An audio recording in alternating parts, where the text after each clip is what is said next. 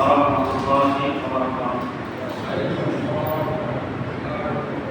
আমরা নতুন করে যে সুন্নাত নামাজ পড়ার জন্য নিয়ত করব না, সুন্নাত নামাজ পড়ার জন্য করে সময় দেওয়া ইনশাআল্লাহ। আমরা সকলে সামনে এসে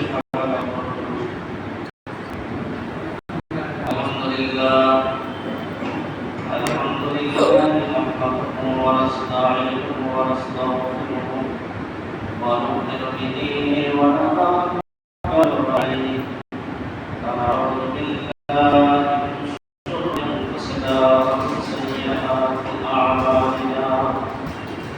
من يهده الله فلا مضل له ومن يضلله فلا هادي له واشهد ان لا اله الا الله وحده لا شريك له واشهد ان محمدا عبده ورسوله الذي ارسله بالحق بشيرا ونذيرا وداعيا إلى الله بإذنه وسراجا وقمرا منيرا أما بعد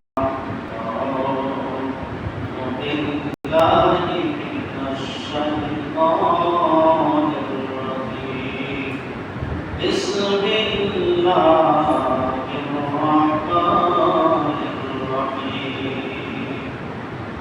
أرأيت الذي يكذب بالدين فذلك الذي يدعو اليتيم ولا يرد على طعام المسكين ويل للمصلين الذين هم عن صلاتهم ساهون الذين هم يراءون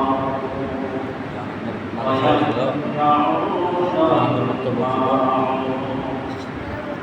وقال تعالى إن الله وملائكته يصلون على النبي يا أيها الذين آمنوا صلوا عليه وسلموا تسليما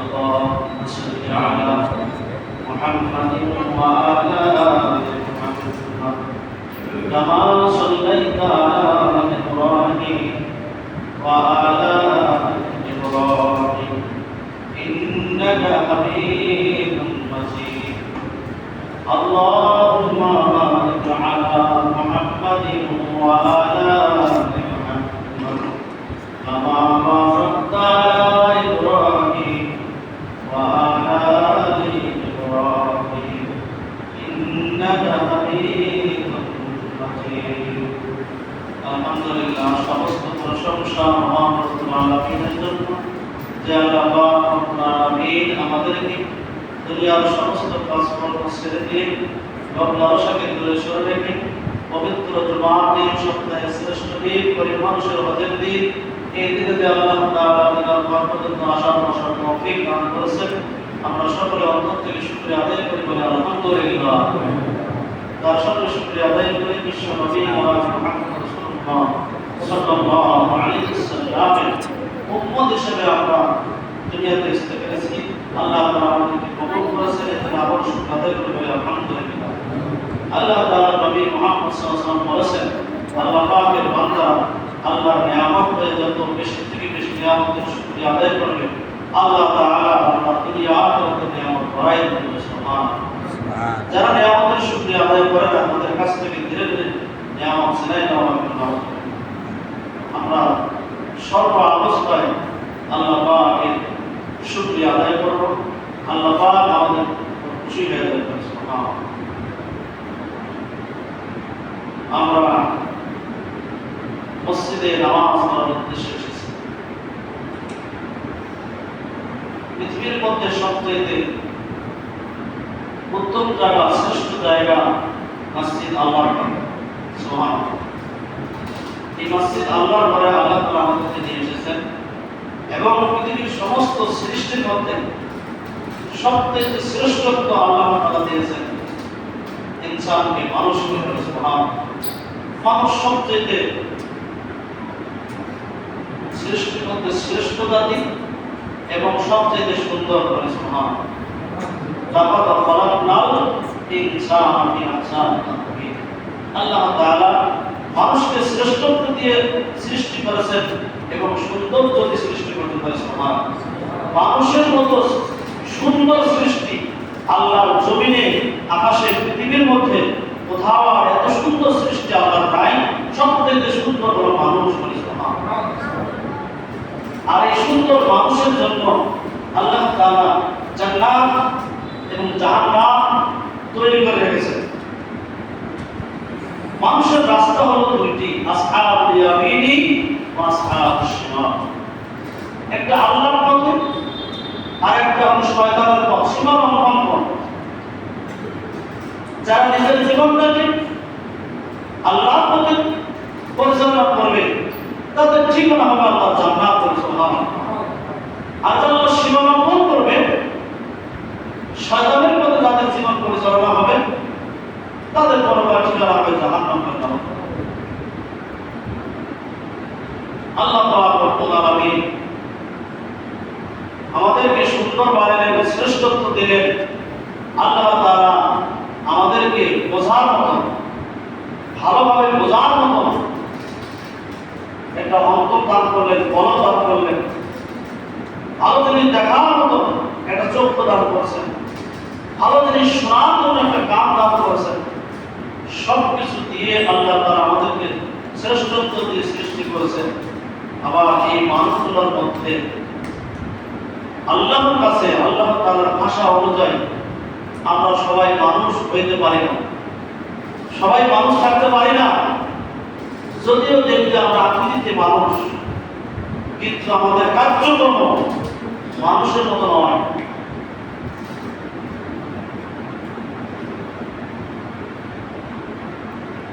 যাই হোক, আল্লাহ তাআলা আমাদের সৃষ্টি করছেন শ্রেষ্ঠত্ব দিয়ে। আল্লাহ তাআলা আপনার কাছ থেকে, আমার কাছ থেকে যারা পরিমাণ হিসাব নেবেন। এই দুনিয়া শুরু হয়েছে, শেষও হবে। আখিরাতের জিন্দেগি শুরু হবে, কোনদিন শেষ হবে না।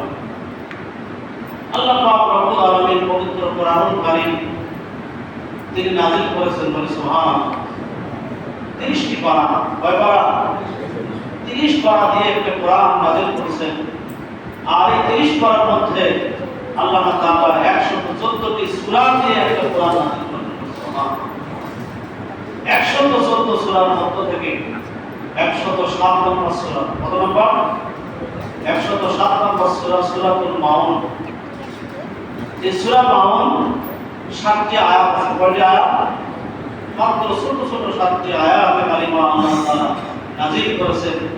আর এই সূরাটি নাযিল হয়েছে মক্কায়। কোথায়? মক্কায় সূরাটি নাযিল হয়েছে। এই সূরাটি নাযিল হওয়ার কারণ কি? কি জন্য নাযিল হলো? মূল প্ল্যাটফর্ম কি এই সূরাটা? সূরা মাউনের মূল প্ল্যাটফর্ম হলো যে সাহায্য এবং সহযোগিতা করা। সাহায্য এবং সহযোগিতা করা। সূরা মাউনের মূল প্ল্যাটফর্ম হলো সাহায্য এবং সহযোগিতা করা। এই সম্পর্কে এই সূরা আল্লাহ তাআলা নাযিল করেছেন। সুবহানাল্লাহ,